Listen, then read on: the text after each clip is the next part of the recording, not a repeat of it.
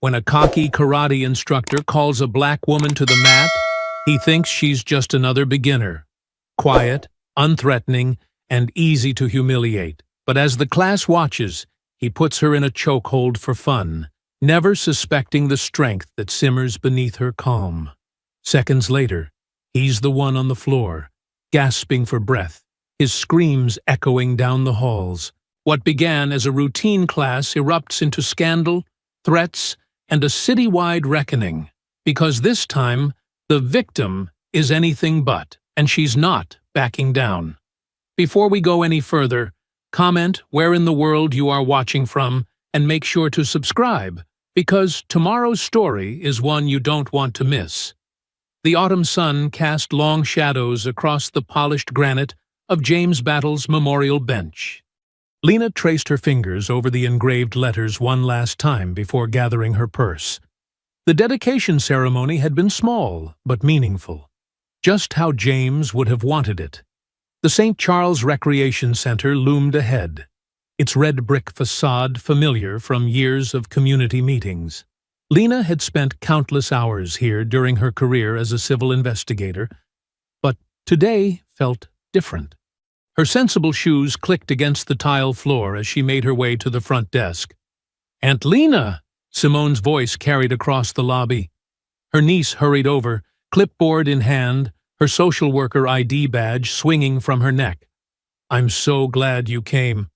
How was the dedication?" "It was nice," Lena said, smoothing her gray-streaked hair. "Simple. Peaceful." She glanced around the bustling recreation center. "Though I'm not sure about this karate class idea of yours." Simone squeezed her aunt's arm. "You need something for yourself. Something active that gets you out of the house. And Sensei Talon's adult class is perfect. It's all about discipline and focus." They approached the registration desk where a young white woman with perfectly straight blonde hair looked up from her computer. "Can I help you?" "Yes," Lena said, standing tall despite the weight of grief that had become her constant companion. "I'd like to register for the Tuesday evening karate class." The woman's smile flickered slightly. "Oh, the advanced beginner class? With Sensei Talon?" "That's right," Simone jumped in.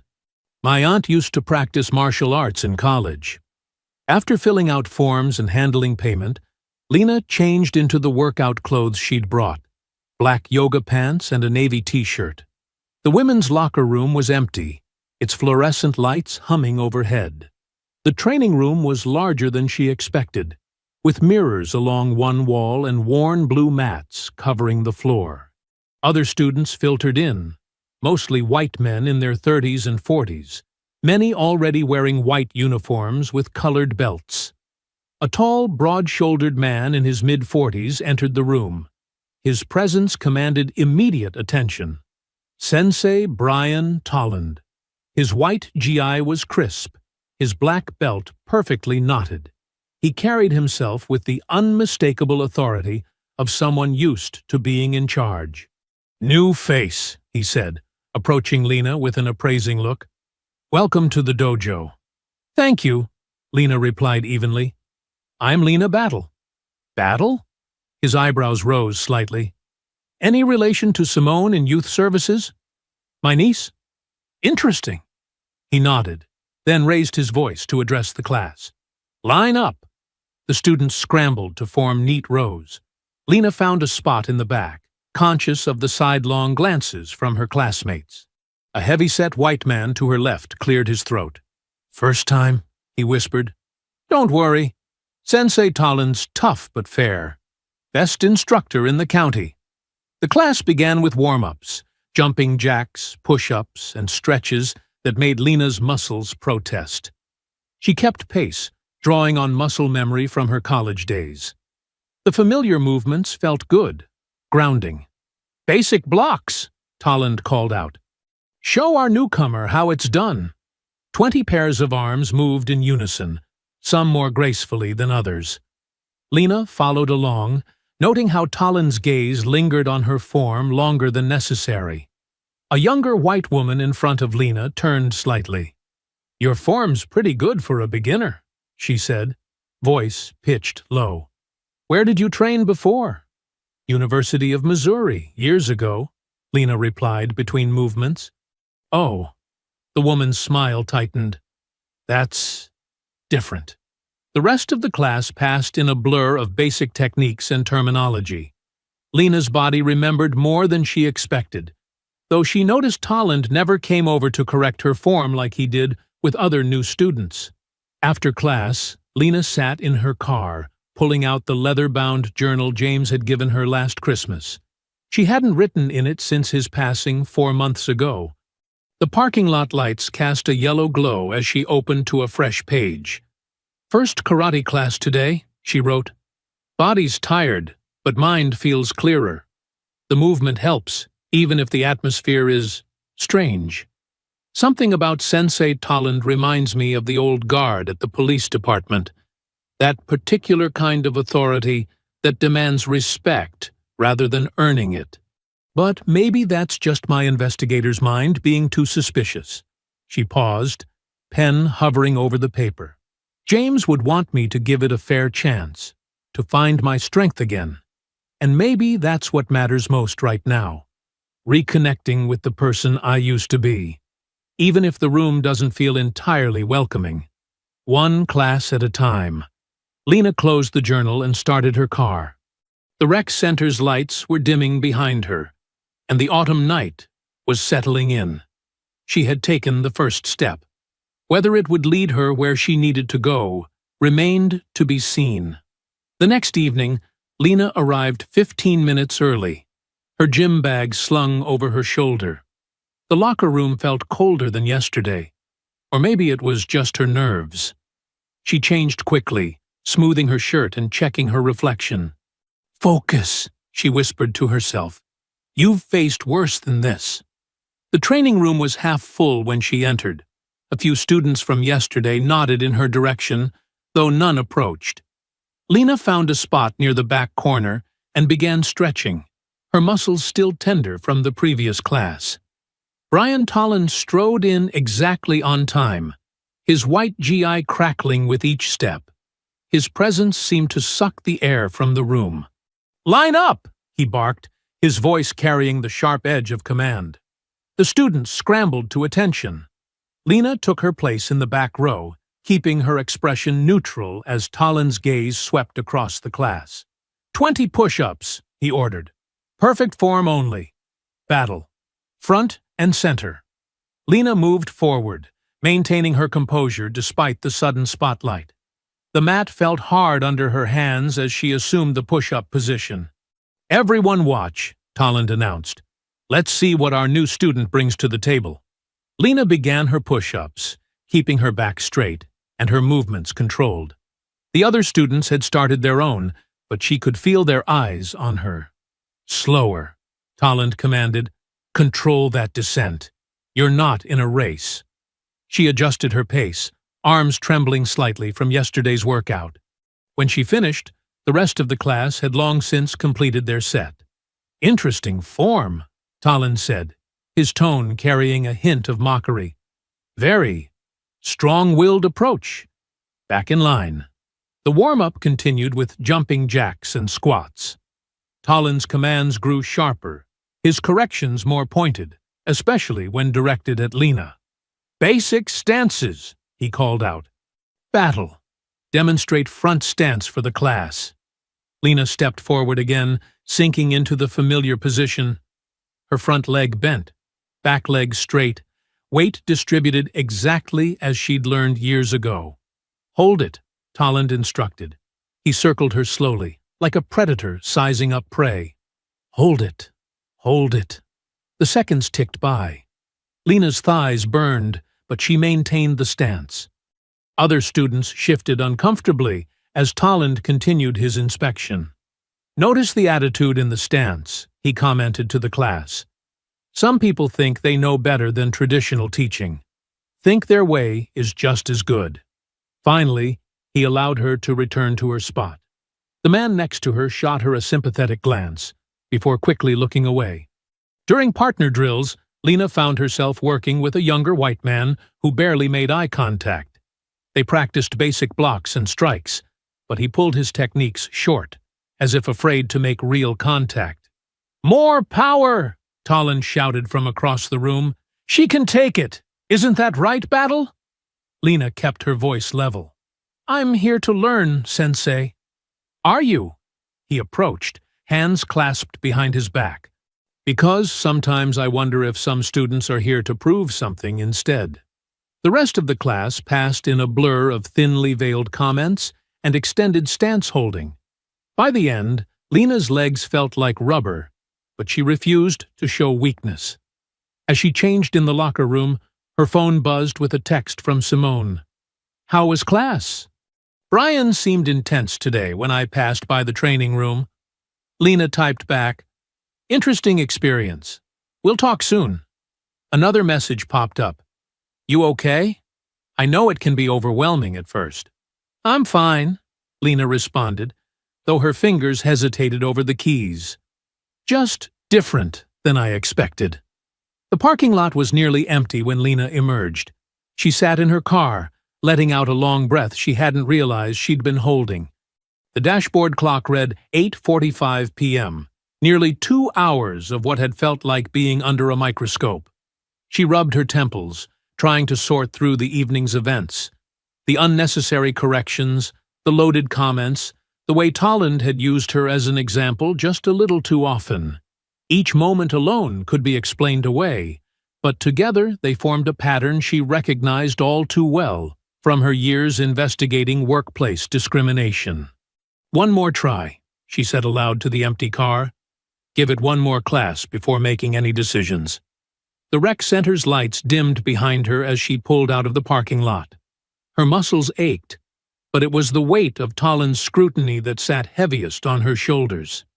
What should have been a step toward healing already felt like stepping into familiar battle lines. A passing car's headlights illuminated her face in the rearview mirror. The woman reflected. There looked tired but resolute, the same expression she'd worn through countless investigations and confrontations in her career. The drive home was quiet, broken only by the soft hum of her car's engine and the occasional tap of her fingers on the steering wheel. Thursday's class loomed ahead like a challenge she wasn't sure she wanted to accept, but walking away wasn't in her nature. Not yet, anyway. Thursday evening arrived with a heavy humidity that clung to the Missouri air. Lena pulled into the rec center parking lot, noticing more cars than usual. She sat for a moment, hands still on the steering wheel, centering herself. "Just focus on the training," she whispered, gathering her gym bag. The familiar weight of her GI inside reminded her why she'd started this journey.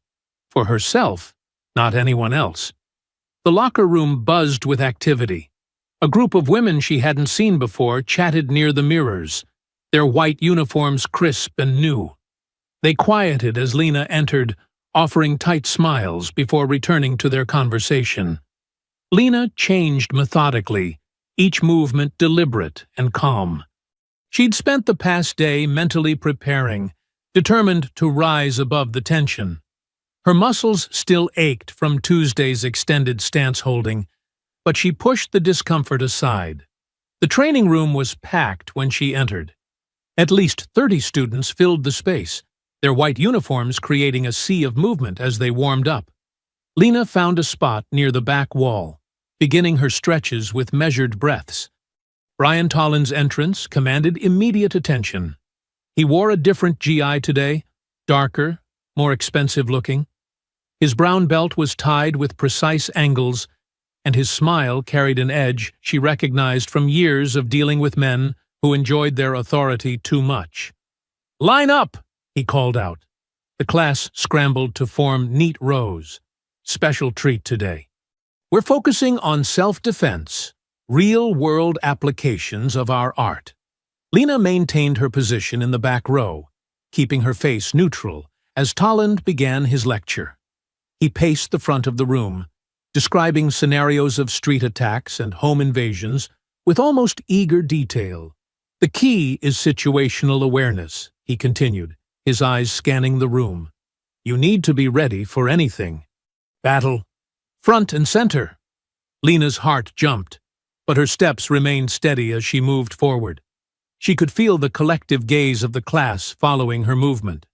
"Perfect volunteer," Tallinn said, his smile widening. "Let's demonstrate a common attack scenario. Turn around." She hesitated for a fraction of a second, before complying, her back now to him and the class. The position made her neck tingle with vulnerability. "Attackers love to come from behind," Tallinn announced to the room. "A rear chokehold is a favorite of street thugs. I'll demonstrate the proper defense." His arm suddenly wrapped around her neck, bicep and forearm creating a vice grip.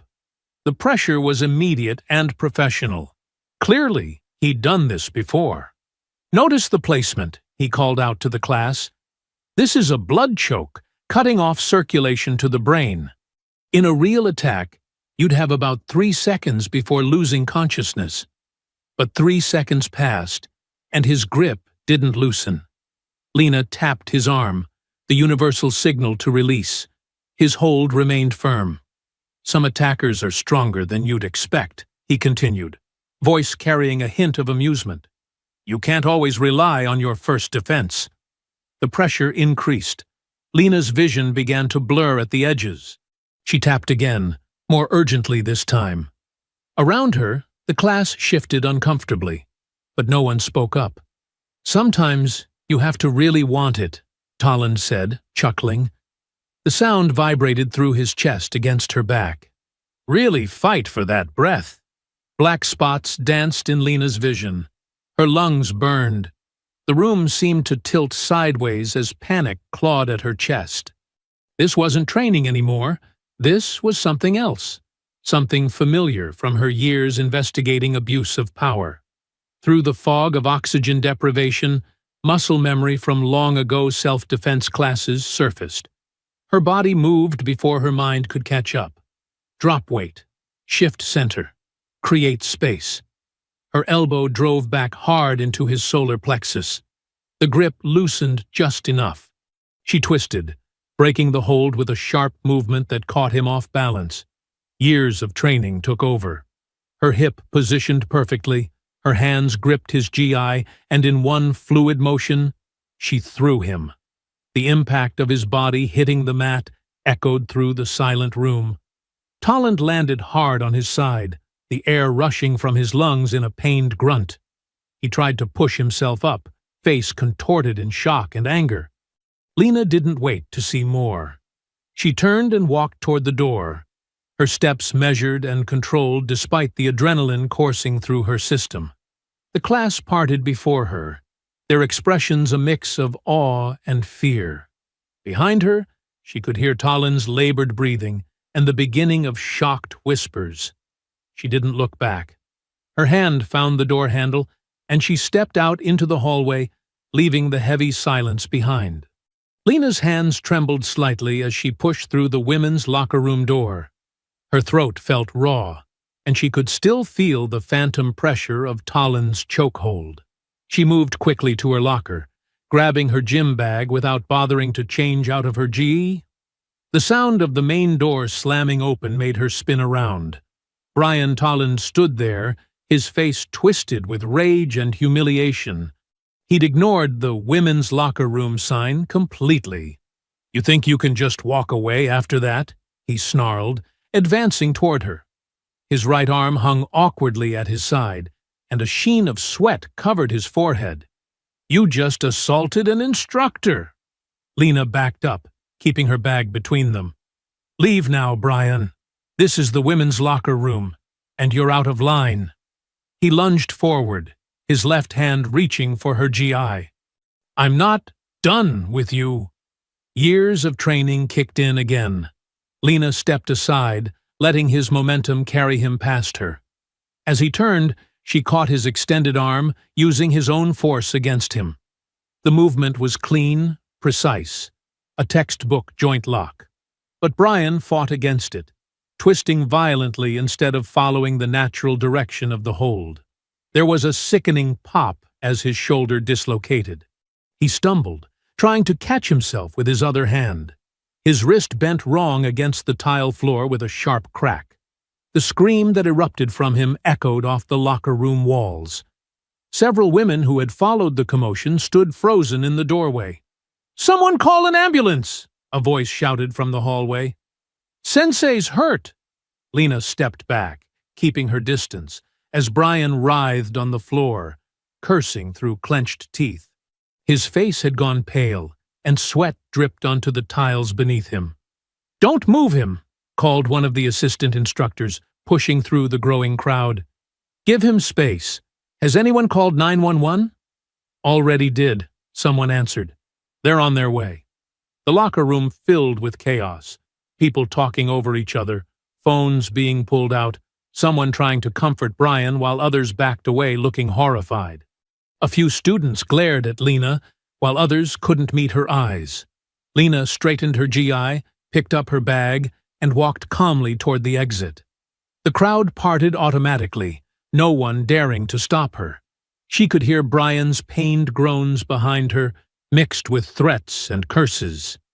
The evening air felt cool against her face as she crossed the parking lot. Her car stood alone in the far corner, away from the cluster of vehicles near the entrance. As she reached it, she heard someone calling her name. "Aunt Lena, wait!" Simone jogged toward her, still in her workout clothes. She must have been in the building for her evening youth counseling session. "I saw everything," Simone said, catching her breath. "Through the viewing window. Are you okay?" Lena unlocked her car, placing her bag in the back seat. "I'm fine. Would you like to get dinner? I could use the company." 20 minutes later, they sat in a quiet booth at Ming's Garden, their usual Chinese restaurant. The familiar scent of ginger and garlic helped settle Lena's nerves as they waited for their food. "The way you moved," Simone shook her head, still processing. "I've never seen anything like that. Where did you learn to fight like that?" Lena sipped her tea carefully. "College self-defense classes mostly. Your uncle insisted I keep training after we married. Said my job made me a target. He was right." Simone leaned forward. "Tolland was trying to hurt you. Everyone could see it. That chokehold went way too long." Their food arrived. Kung Pao chicken for Simone, beef and broccoli for Lena. They ate in thoughtful silence for a few minutes. "What happens now?" Simone finally asked, pushing a piece of chicken around her plate. "Now we stay quiet," Lena replied, her voice firm but gentle. "Let things play out naturally. No social media, no discussing it with others. Just wait and watch." Simone nodded, but her hands fidgeted with her napkin. "I'm proud of you, you know, for standing up to him, for protecting yourself. Thank you, baby." Lena reached across the table and squeezed her niece's hand. "Sometimes that's all we can do. Protect ourselves and wait for the right moment to act." They finished their meal in comfortable silence, the restaurant's soft music and clinking dishes creating a peaceful barrier between them and the evening's violence. Lena felt her muscles gradually relaxing, though her mind remained alert, cataloging details and possibilities. Outside, the sun had set completely, turning the Missouri sky into a canvas of deep purple and fading orange. Street lights flickered on, casting long shadows across the parking lot as they walked to their cars. Morning sunlight streamed through Lena's kitchen window, casting warm patterns on her wooden table. She wrapped her hands around her favorite coffee mug, a gift from her late husband with "World's Most Patient Investigator" printed on it. The morning felt deceptively normal after last night's chaos. Her phone lay silent beside her. No messages, no calls. The quiet made her uneasy. A sharp knock at the front door broke through her thoughts. Lena set down her mug and walked to the entrance, expecting to see Simone. Instead, 2 uniformed police officers stood on her porch, their faces set in professional masks. "Mrs. Battle?" the taller officer asked, his hand resting near his belt. "I'm Officer Martinez. This is Officer Chen. We need you to come with us." Lena's investigator instincts kicked in immediately. "May I see your warrant?" Officer Chen produced a document. You're under arrest for aggravated assault. Please turn around and place your hands behind your back." "This is ridiculous," Lena said, but she complied, knowing resistance would only make things worse. The handcuffs felt cold against her wrists. "I acted in self-defense." "You can explain that downtown," Martinez said, guiding her toward their patrol car. "You have the right to remain silent. Anything you say can and will be used against you in a court of law." Neighbors peeked through their windows as the officers led her down her front walk. Mrs. Peterson across the street didn't even try to hide her staring. Lena held her head high, refusing to show any shame. The ride to the station was short, but tense. Lena watched familiar streets pass by, her mind already working through next steps. As they pulled into the station parking lot, she spoke up. "I'd like to call my attorney, Carla Winston." Inside, the booking process felt surreal. Fingerprints, mugshot, personal items catalogued and stored. The holding cell smelled of bleach and despair. Lena sat on the metal bench, back straight, face calm, though her heart raced. An hour passed before a familiar voice echoed down the corridor. "Where is she?" "I'm her attorney." Carla Winston's heels clicked against the concrete floor. "Lena? You okay?" Lena stood as Carla appeared with an officer. "I'm fine." "What are they saying?" Carla's face was grim. "Brian Tolland filed charges last night. Claims you attacked him without provocation in the women's locker room. Says you followed him in there and assaulted him when he tried to leave." "That's absurd," Lena said, her voice steady despite her rising anger. "He followed me in there. He grabbed at me first." "I know. But he's got 5 students who provided witness statements backing his version." Carla opened her briefcase, pulling out papers. "They're painting you as an aggressive troublemaker who couldn't handle criticism in class." The cell door opened, and Carla stepped inside. "I've arranged bail. We'll have you out of here in an hour." "But Lena," she lowered her voice, "this is serious. They're pushing for maximum charges. Tolland has friends in the department." "Of course he does," Lena muttered. "He's one of them." While they waited for the paperwork, Carla took detailed notes as Lena recounted everything. The chokehold, the locker room confrontation, every word exchanged. "Document everything," Carla instructed. "Your bruises, any marks on your throat. Write down every interaction you remember from that class. Names of students present, staff members, everyone." The release process dragged on, each minute under fluorescent lights wearing at Lena's nerves. Finally, she walked out into the late morning sun, Carla beside her. "I'll drive you home," Carla offered. "We need to talk strategy." In Carla's car, Lena finally let her shoulders drop. "I can't believe they're all lying for him." "People protect their own," Carla said, navigating through traffic. "Especially when their own has power. But we'll fight this, Lena. I've got your back." At home, Lena stood in her bathroom, examining her reflection. Purple bruises circled her throat where Brian's chokehold had pressed in. Similar marks dotted her arms where he'd grabbed her. She touched them gently, wincing. "The system that was supposed to protect me just made me the criminal," she said to her reflection. "How did I become the aggressor when I was just trying to survive?" She could hear Carla in the kitchen, already making calls to her legal team. The sound of papers shuffling, phones ringing, plans being made. But all Lena could focus on was her reflection. A woman who'd spent her career fighting injustice, now caught in its grip.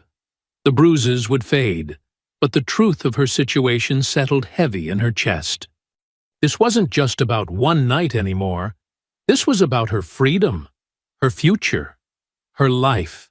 Lena sat across from Carla in the attorney's cluttered office, watching her friend flip through a thick stack of documents.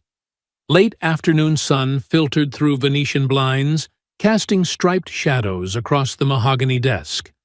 "They're not messing around," Carla said, tapping a highlighted paragraph. 3 separate charges: aggravated assault, battery, and, get this, interfering with a city-sponsored youth program. Youth program? Lena leaned forward. It was an adult karate class. That's where things get interesting. Carla pulled out another document. Brian Tolland's karate program isn't just a rec center class. It's part of something called the Youth Empowerment Pipeline. They got a huge grant last year, nearly $500,000. Lena's investigator instincts sparked. For what exactly? According to this, Carla scanned the page, it's a comprehensive behavioral modification and leadership development initiative targeting at-risk youth through martial arts discipline. She looked up. Ring any bells from your civil investigator days? Yeah, sounds like a slush fund wrapped in feel-good language. Lena stood, pacing the office. Who approved the grant? City Council. Unanimous vote. No public hearing, just pushed through in a consent agenda. Carla handed her more papers. Look at the Oversight Committee. Lena studied the names. Former police chief, retired judge. Wait, isn't that the mayor's brother-in-law? Good to see those investigator skills aren't rusty. Carla smiled grimly. There's more. Tolland runs 3 different nonprofits that all feed into this program. The money trail is creative. Let me guess. No public records. Sealed under youth privacy provisions. Carla sighed. Very convenient. Lena spent the next hour taking notes, her old training kicking in. Names, dates, connections. A pattern emerged of closed-door meetings and rubber stamp approvals. Later that afternoon, she drove to the rec center to cancel her membership. The front desk staff, who had been friendly before, now avoided eye contact. A group of women whispered as she passed, falling silent when she looked their way. In the parking lot, she noticed a white SUV with tinted windows. It pulled out shortly after she did. 3 turns later, it was still there. Amateur hour, she muttered, making a series of quick turns through a shopping complex. The SUV fell behind, but the message was clear. She was being watched. At home, Lena created a spreadsheet tracking Tolland's connections. His karate program fed students into special mentorship sessions. Those led to leadership camps run by another nonprofit. The same names kept appearing on different boards. Her phone buzzed. Simone texting, "You okay? People are saying crazy stuff about you." "I'm fine," Lena typed back. "Stay clear of this for now." She worked until sunset, digging through public records online. Property records showed Tolland owned 3 buildings through an LLC. Tax filings revealed circular funding between his organizations. It all looked legal on paper, but Lena recognized the patterns of hidden money and hidden power. Her doorbell rang. No one there, but a package sat on her step. Case files she'd requested from her old contacts. Inside, she found police reports, grant applications, and internal memos. Most were heavily redacted, but between the black lines, a story emerged of complaints buried and questions deflected. The sound of a car door slamming made her look up. Through her window, she saw the white SUV parked across the street. As she watched, it drove away, slowly. Lena needed fresh air. She walked to her mailbox, breathing in the cool evening breeze. A piece of paper was stuck to the metal box, held by clear tape. She pulled it free, stomach tightening as she read the typed message. "You picked the wrong one. Battle." Under the porch light, she examined the paper carefully. Standard printer paper, standard font. No fingerprints likely to be found. She took a photo with her phone before placing it in a plastic bag. Evidence was evidence. Inside, she added the threat to her growing file. The pieces were starting to fit together. A former cop running a lucrative program with no oversight, using martial arts as cover for something bigger. A network of protection built on silence and fear. But they had picked the wrong one too. Lena Battle hadn't spent 20 years investigating municipal corruption just to back down from threats. She knew how these systems worked, and more importantly, she knew how to break them open. Her phone rang. Carla again. "Just got word," her friend said. "They're pushing for an emergency hearing next week. Want to fast-track the charges." "Of course they do," Lena replied, staring at the threatening note. "They want this buried quick and quiet." "You should lay low for a few days," Carla suggested. "Let me handle the legal side." "No," Lena said firmly. "That's exactly what they want. I'm not hiding, Carla. Not from this." She hung up and looked at her reflection in the dark window. The bruises on her neck had faded to yellow, but the fire in her eyes burned bright. They thought they could scare her into silence. They thought wrong. The youth center's parking lot was nearly empty when Lena pulled in the next morning. A faded mural of children holding hands decorated the building's facade.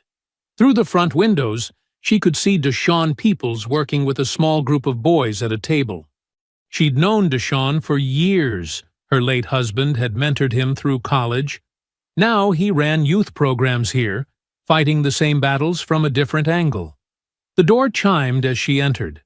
Deshaun looked up, his face breaking into a warm smile. "Mrs. Battle." "Hold up. Let me finish with these kings real quick." Lena sat in the waiting area, watching him work. He had a gift with the kids, mixing firm guidance with genuine care. After 15 minutes, the boys packed up their books, each one giving Deshaun a formal handshake before leaving. "Sorry about that," Deshaun said, pulling up a chair. "Say tea prep waits for no one. What brings you by?" "Brian Tolland." The name changed the air in the room. Deshaun's smile faded. "Yeah, I heard what went down at the rec center."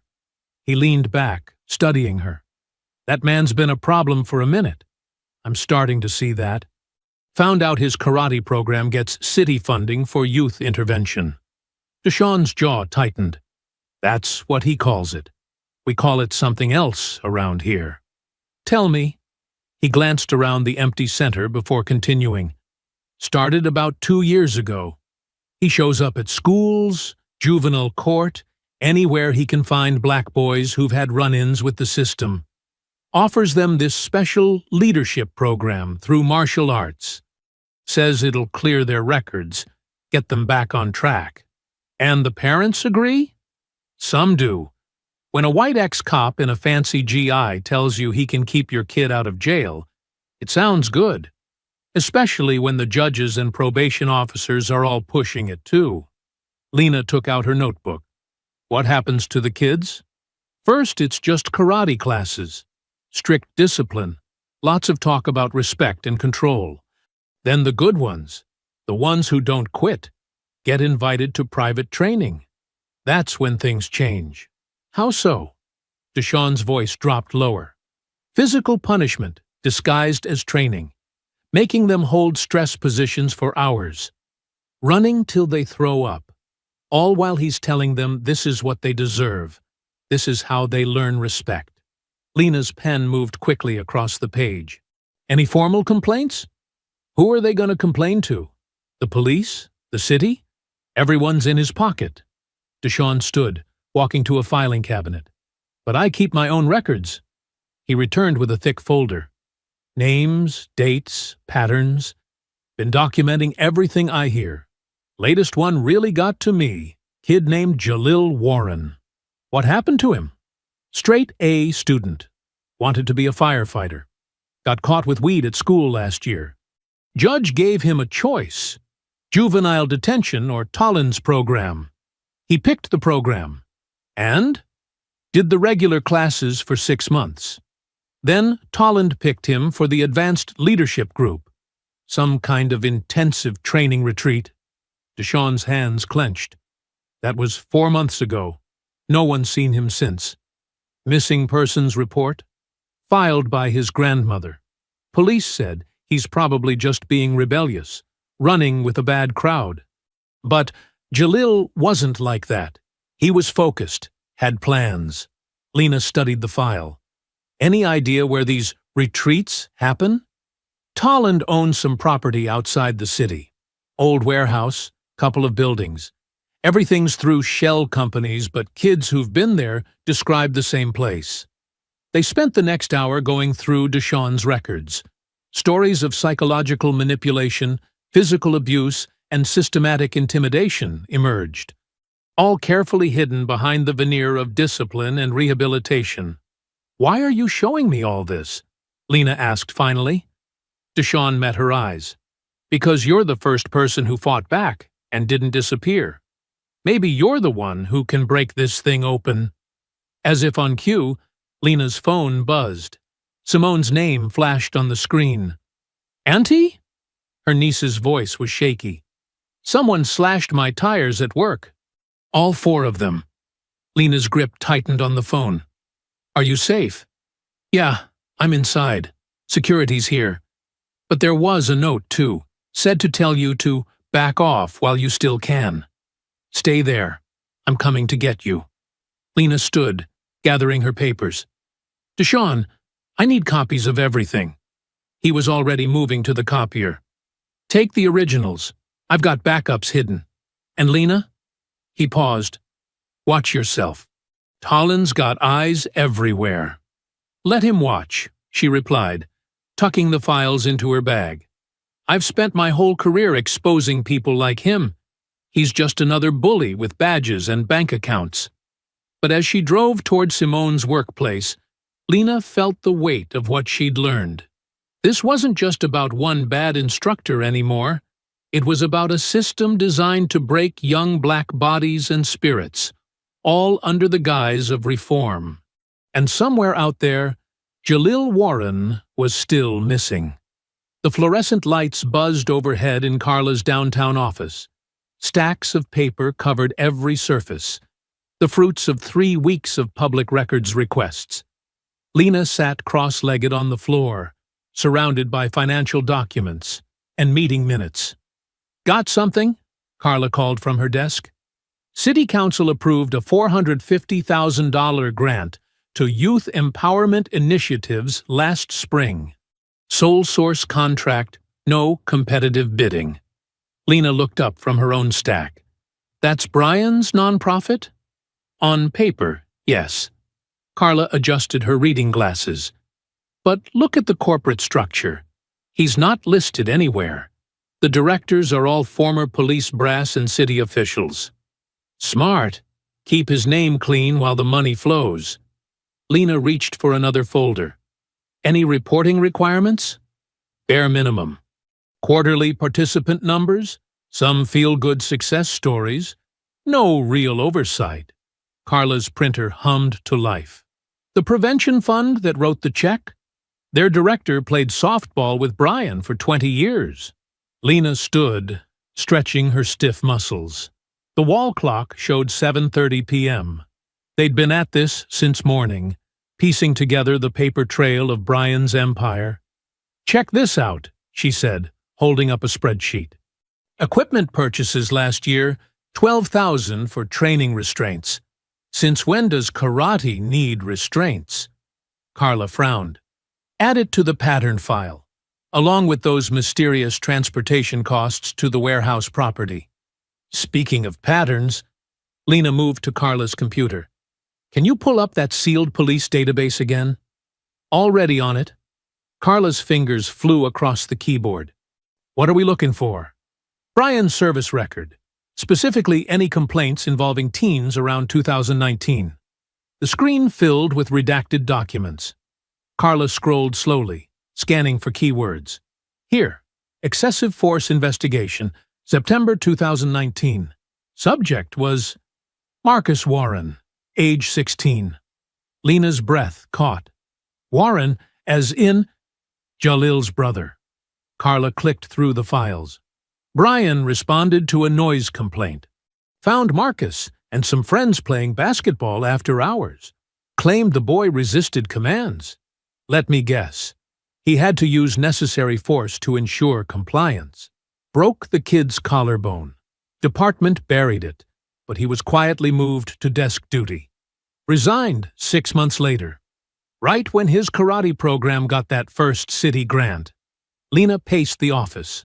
So he loses his badge for hurting one Warren boy, then gets handed $500,000 to mentor the other one? Who then disappears into his special training program? Carla printed the case files. This is beyond corrupt, Lena. This is systematic. We need to find Jalil. Lena gathered the new documents.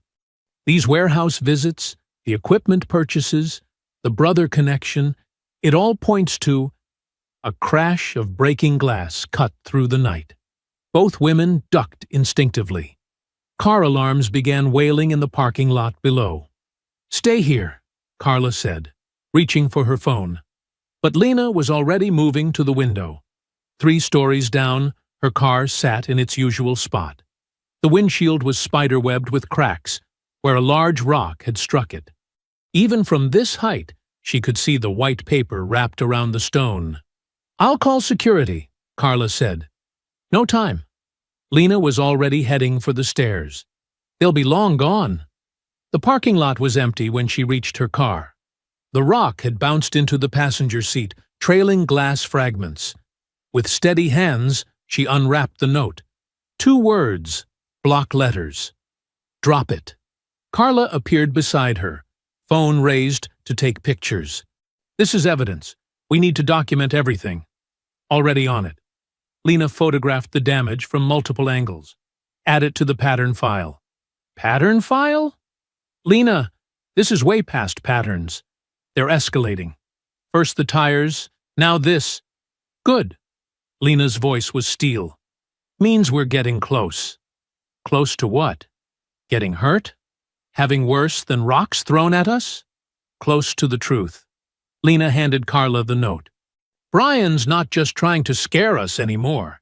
He's desperate." They stood in the empty lot, surrounded by broken glass and warning signs.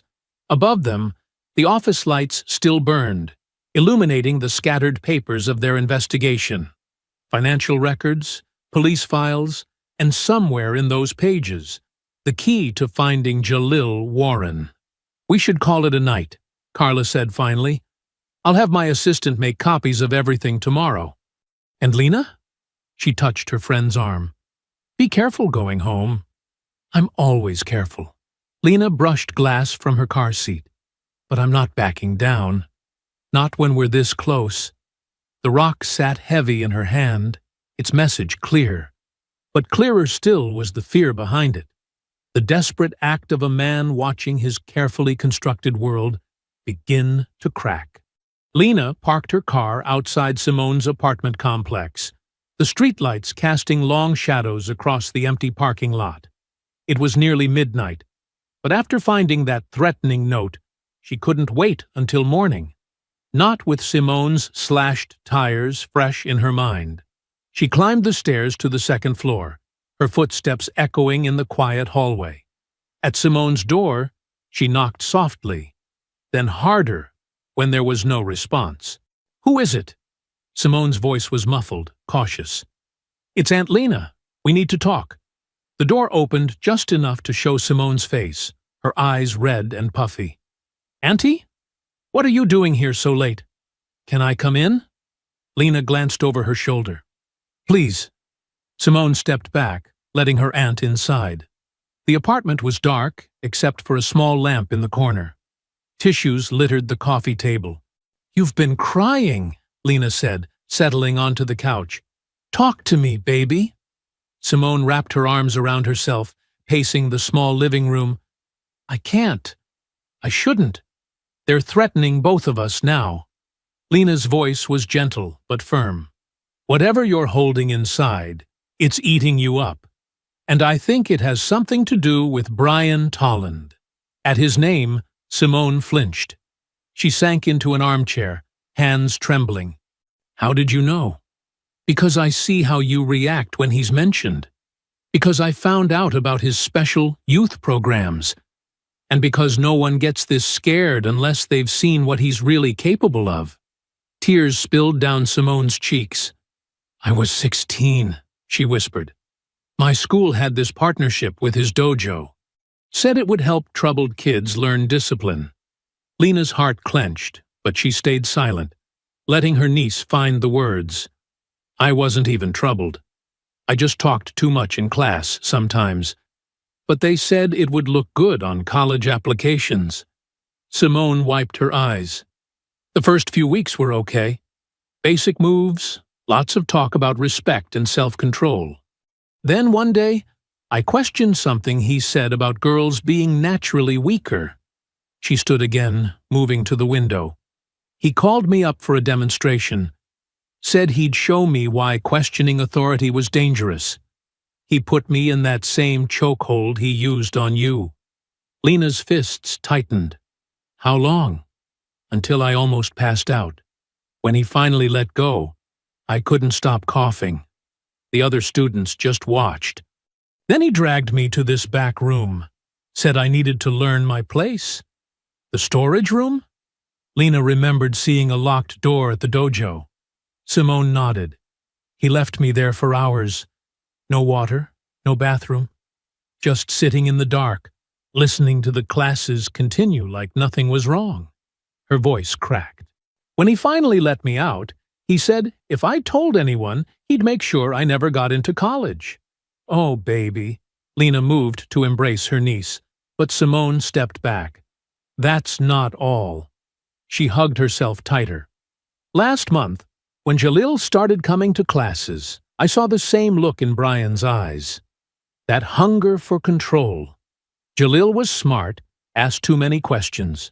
Just like me. What happened to him? Brian said he showed leadership potential. Started keeping him after class for private lessons. Then one day, he announced Jalil was going to an intensive training retreat. To build character. Simone's voice dropped. No one's seen him since. Lena felt cold anger settling in her chest. Do you know where they took him? I heard Brian on the phone once, talking about some facility outside town, an old warehouse they converted. Simone finally met her aunt's eyes. The same place they sent Marcus after the police incident. Jalil's brother. Lena stood, pulling out her phone. We need to document everything you just told me. Times, dates, details. Can you do that? Simone nodded slowly. I should have spoken up sooner. When I saw what he did to you in class, I wanted to say something, but the fear still had hold of you. Lena squeezed her hand. But you're not alone anymore. And neither is Jalil. They spent the next hour recording Simone's statement, her voice growing stronger with each revealed detail.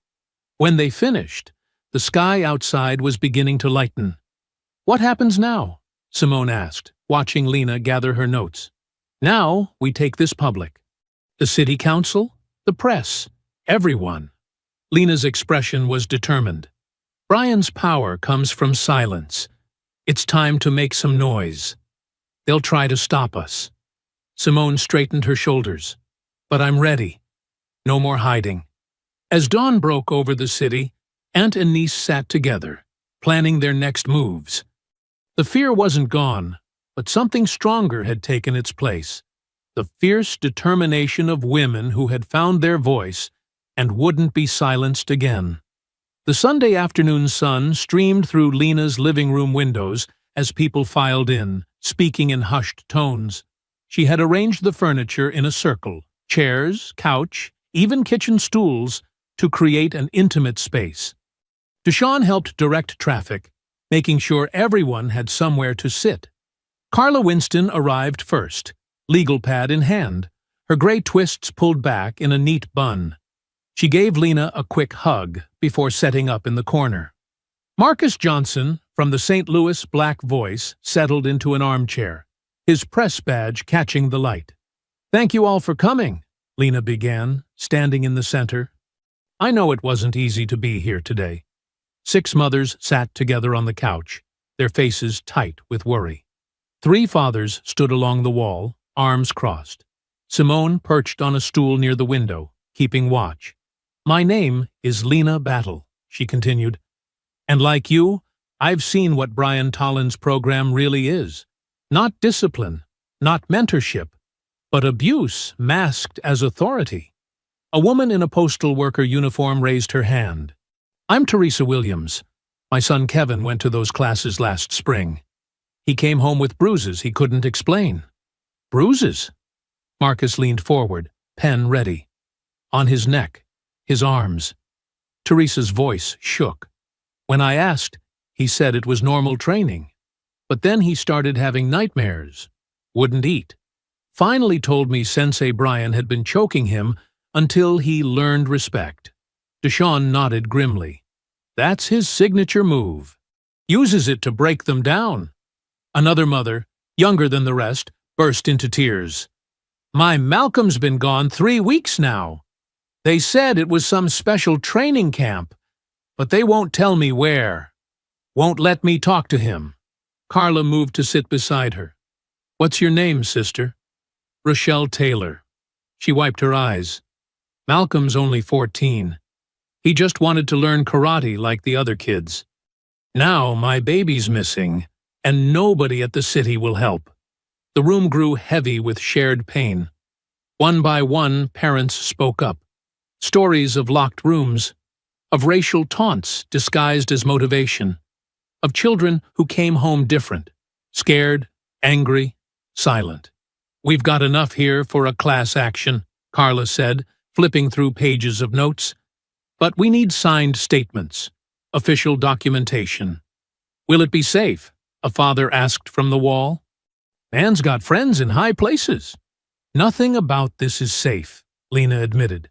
"But staying quiet? That's even more dangerous. Look what it's already cost our children." Marcus stood up. "The Black Voice will run the story. Full investigation, front page. But like Ms. Winston said, we need those affidavits." Deshawn passed out legal forms. "Take your time reading them. Be specific with dates, locations, everything you remember. The more detail, the harder it is for them to deny." For the next hour, the room was quiet except for pens scratching paper and occasional sniffles. Lena moved between groups, offering tissues, water, gentle encouragement. These were her people. Working parents who trusted a system that betrayed them, now finding strength in numbers. As the sun began to set, Carla collected the signed affidavits. 23 statements, she said quietly to Lena, plus Simone's testimony and your assault case. It's enough to force an investigation. The families left in small groups, hugging each other, exchanging phone numbers. Rochelle Taylor was the last to go, gripping Lena's hands. "Please help me find my boy." "We will," Lena promised. "All of them." After everyone was gone, Lena stood in her kitchen with Carla, Deshawn, and Marcus, reviewing their next steps. The street outside had grown dark. Suddenly, Simone screamed from the front door. "Auntie! Your car!" They rushed outside. Orange flames were shooting from under Lena's parked sedan, spreading rapidly. The heat hit them like a wall. "Get back!" Deshawn pulled them away as the gas tank caught with a whoosh. Fire raced along a trail of accelerant toward the garage. "Call 911!" Carla was already dialing. Neighbors emerged from their houses, shouting in alarm. Lena stood motionless on her lawn, watching flames devour her car and lick at her garage door. The vinyl siding began to bubble and melt. Black smoke billowed into the night sky. "They really playing with fire now," Deshawn muttered, his arm around a shaking Simone. Marcus snapped photos with his phone. "This is attempted murder. They're trying to send a message." "Oh, I got their message," Lena said, her voice steel hard. Her hands were steady as she watched part of her home burn. In the distance, sirens wailed their approach, but she barely heard them. The flames reflected in her eyes, turning them to burning coal. Red and blue lights splashed across the scene as fire trucks roared up. Firefighters jumped out, dragging hoses, shouting orders. But Lena didn't move from her spot on the grass, didn't flinch as water arced over her head. This wasn't just about karate classes anymore. This wasn't even about one corrupt ex-cop. This was about power and fear, and the lengths some would go to keep both. The heat from the fire pressed against her face, but Lena felt cold inside. The kind of cold that came with absolute clarity. The garage roof started to cave as the firefighters battled the blaze. Neighbors gathered in clumps, whispering and pointing. But Lena stood alone, jaw clenched, watching her property burn, and with it, any last doubt about what had to be done. Morning sunlight filtered through the coffee shop's windows, casting long shadows across the table where Lena sat with Marcus Johnson. Her laptop was open, surrounded by stacks of documents and photos. The smell of fresh coffee couldn't mask the lingering scent of smoke in her clothes. "I had to park 3 blocks away," Marcus said, settling into his chair. "Half the street's still blocked off from last night." Lena nodded, her eyes tired but focused. "Fire department says it was definitely arson. Found traces of gasoline everywhere." She pulled out a thick manila folder. "But that's not why we're here." Marcus set up his voice recorder and notebook. "Give me everything you've got. The Black Voice is ready to blow this wide open." First, the money trail. Lena spread out financial documents. Brian's nonprofit, Youth Empowerment Through Discipline, received $457,000 in city grants over 3 years. "Look at these expense reports." Marcus leaned in, frowning. "Equipment costs for 100 students? His class never had more than 20 kids." "Exactly. And here," Lena pointed to highlighted lines, "monthly payments to external training facilities. No addresses, no details, just money disappearing into thin air." "Or into someone's pocket," Marcus muttered, taking photos of the papers. Lena pulled out more files. "These are sealed court records from Brian's police days. Had to call in favors to get them." She spread out photocopies marked with red stamps. "Excessive force complaints, all involving minority youth. All buried." Marcus's pen flew across his notepad. "How many?" 7 documented cases, including one against Malik Warren, Jalil's older brother. Lena's voice tightened. "Brian broke the boy's arm during a routine stop.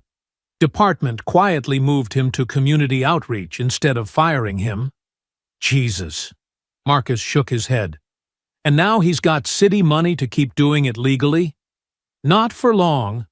Lena opened a fresh folder. 23 sworn statements from parents.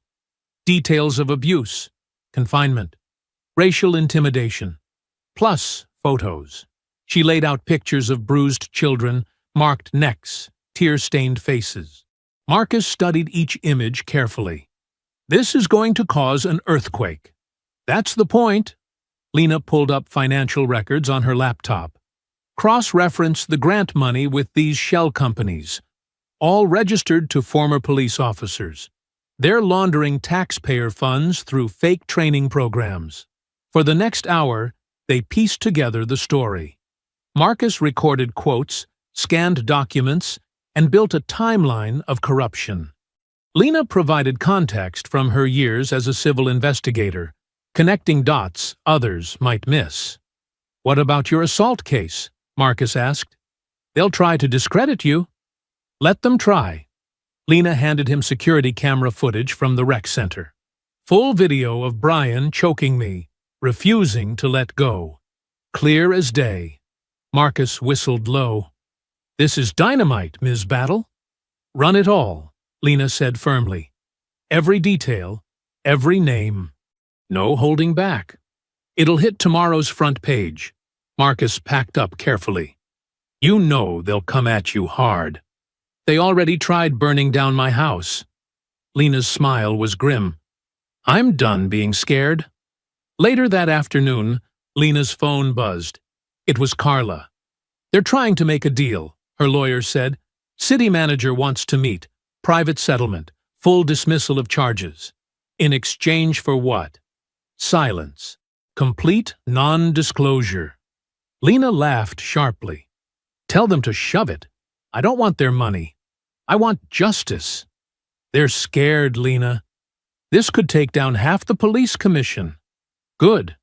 Maybe then somebody will actually look for these missing kids. As if on cue, her other line beeped. Deshawn's number. Lena, you need to sit down for this. Her heart thumped. What is it? We found Jalil. Deshawn's voice shook. He's alive. Someplace called Camp Discipline out in the Ozarks. Ex-cops running it like a prison. Lena gripped the phone tight. Is he okay? Physically, yeah. But Lena, there's more kids there. Dozens of them. All from Brian's program. She closed her eyes, seeing Teresa's tears, Rochelle's desperation. Send me the location. And Deshawn? Call Marcus. He needs to add this to tomorrow's story. Already did. Police scanners going crazy. Looks like some honest cops finally got wind of it. Lena hung up and stood at her window, watching the sun sink behind the trees. Her garage was a charred skeleton, her car a burned-out shell. But tomorrow, the truth would rise from those ashes like a phoenix, and no amount of threats could stop it now. The headline was already written in her mind. Black Belt, Broken Trust. City-funded youth program exposed as abuse ring. By this time tomorrow, everyone would know. And Brian Tollin's reign of terror would finally end. The City Hall chamber buzzed with tension. Every seat was filled, with people standing along the walls and spilling into the hallway. News cameras lined the back wall, their red lights blinking like watchful eyes.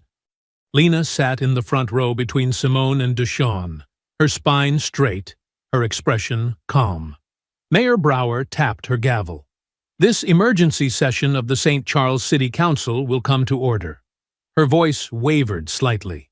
We're here to address serious allegations regarding the Youth Empowerment Through Discipline program. Lena studied the council members' faces. Some wouldn't meet her eyes. Others looked sick. The Black Voice newspaper lay on every desk, its headline screaming the truth they'd tried to hide. First speaker, Lena Battle. Lena walked to the podium, adjusting the microphone. Camera shutters clicked rapidly. My name is Lena Battle. I'm a retired civil investigator, and I'm here to expose a system of abuse, masked as rehabilitation. She laid out the evidence methodically. Financial records, sealed complaints, witness statements. Her voice grew stronger with each document.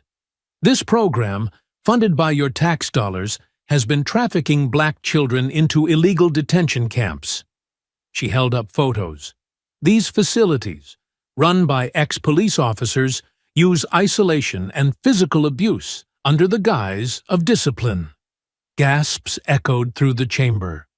A woman in the back began to cry. When I discovered this abuse, I was threatened. My car was bombed. But I stand here because these children deserve justice. Lena looked directly at the council. And you all enabled it. Mayor Brower shifted uncomfortably.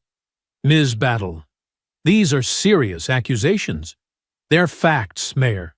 Documented facts. Lena stepped back. And now you'll hear from the victims. Simone approached the podium next, her hands shaking slightly. I was 16 when Brian Tollin choked me unconscious and locked me in a storage room.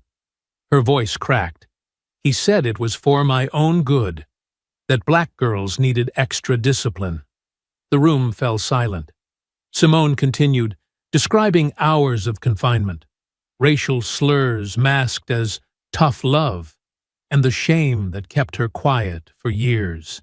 I blamed myself, she said softly, until I saw him do it to my aunt, until I learned about Jalil.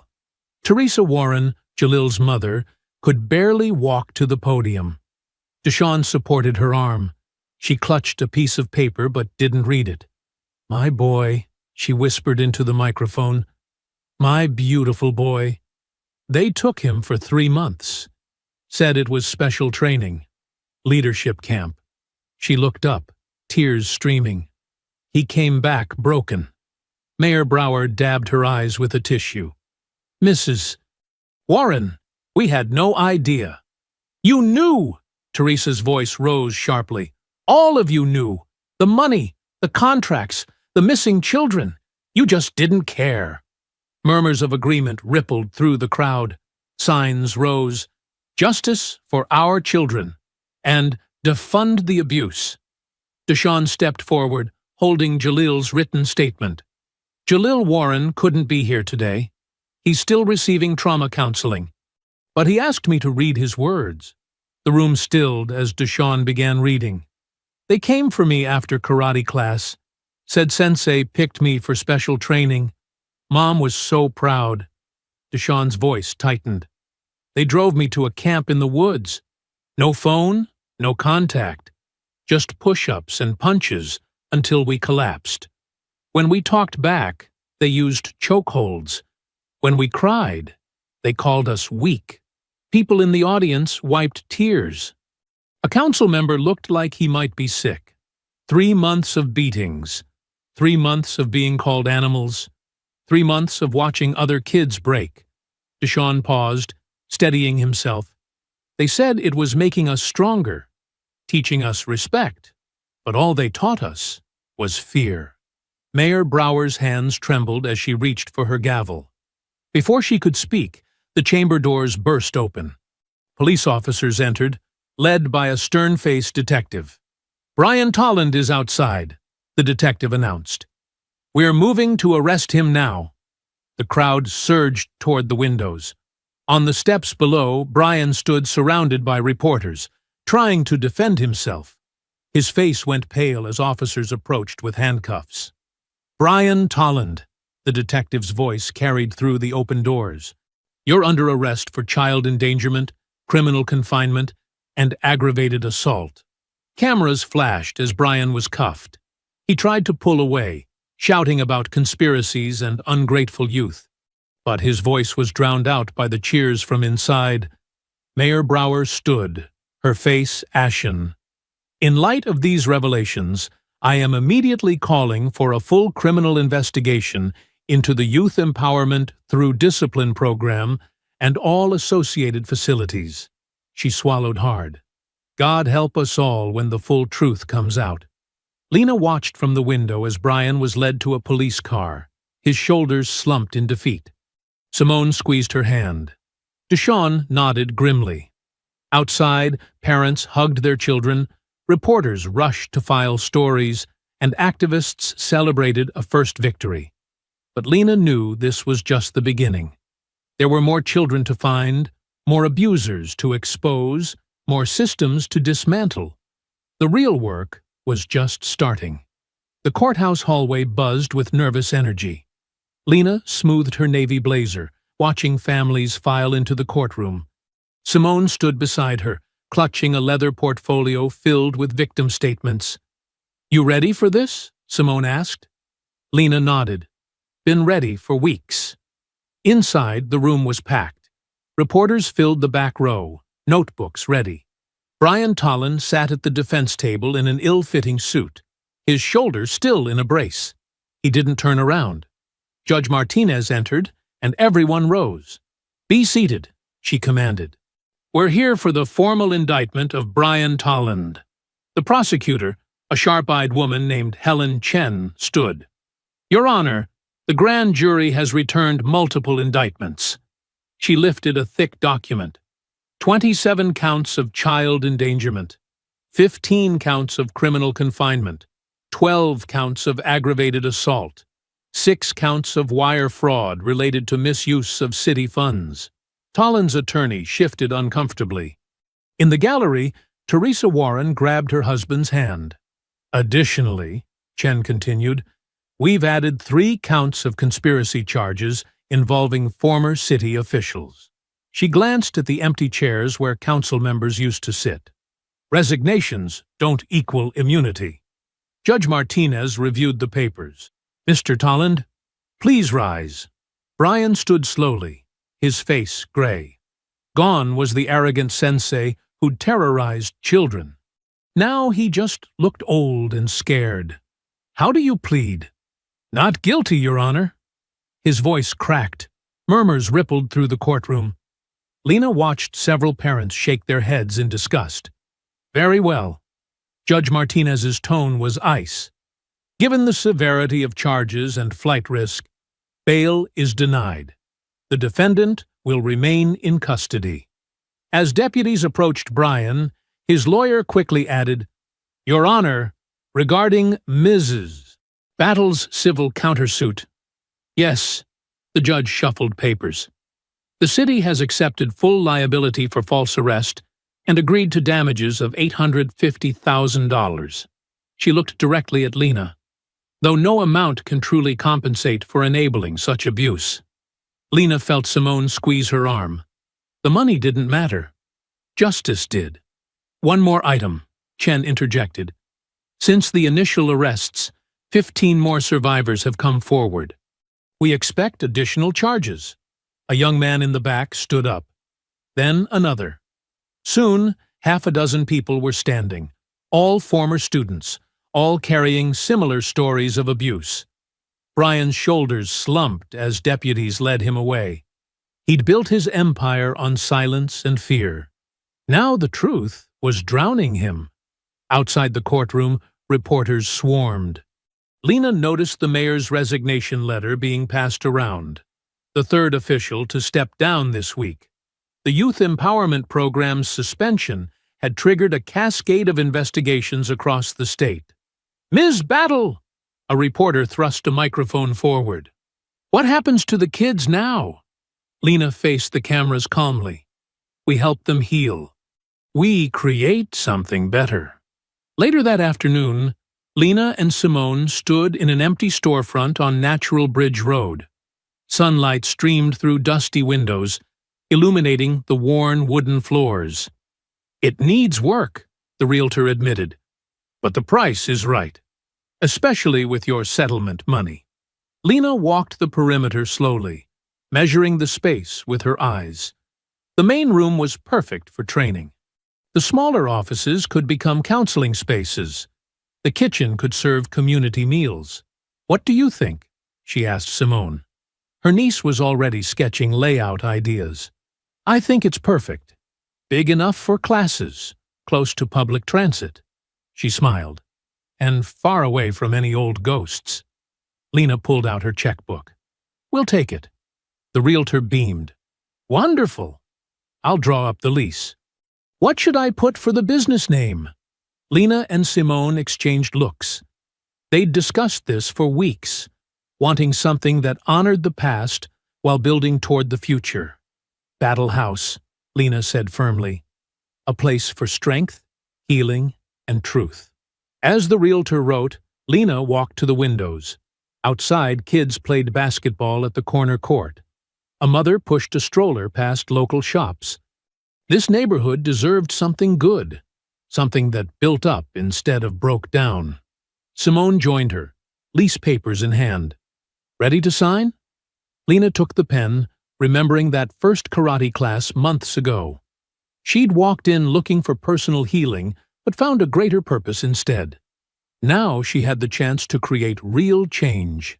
Ready, she said, and signed her name with steady hands. The fresh paint gleamed on the Battle House's walls, catching the morning light that streamed through tall windows. Lena stood in the doorway of the main training room, taking in the transformation. Gone were the dusty floors and cobwebs. Now, blue exercise mats covered the hardwood, and inspirational quotes from Black leaders lined the walls. A rack of fresh white GIs hung neatly in sizes for all ages. The sound of children's laughter echoed from the community room where breakfast was being served. It was their third week open, and already 40 students had enrolled in their free programs. Miss Lena! A small girl named Keisha ran up, her braids bouncing. Look what I learned! She demonstrated a perfect forward roll, popping up with a proud grin. Beautiful form, Lena praised, remembering how scared Keisha had been on day one. Now she was first to arrive each morning. Deshaun emerged from his office, where he ran the counseling program. Good turnout today, he noted, carrying a stack of permission slips. That news piece really helped spread the word. Lena nodded. The local black newspaper had done a feature on their opening. highlighting how the Battle House aimed to heal the community's trauma through martial arts, therapy, and cultural education. The response had been overwhelming. Parents keep asking about adult classes too, Deshawn added, especially the mothers. We'll get there, Lena assured him, one step at a time. The main room began filling with students for the morning youth class. Simone stood at the front in her black G, hair pulled back neatly. She'd earned her assistant instructor certification last month. "Line up!" Simone called out confidently. The kids scrambled to their spots, adjusting their white belts. Lena watched from the side as Simone led them through warm-ups. Her niece moved with a grace that spoke of inner healing. The scared 16-year-old who'd once suffered in silence was gone. In her place stood a strong young woman helping others find their voice. "Deep breath in," Simone instructed. "Let it out slowly. Feel your feet connecting to the earth."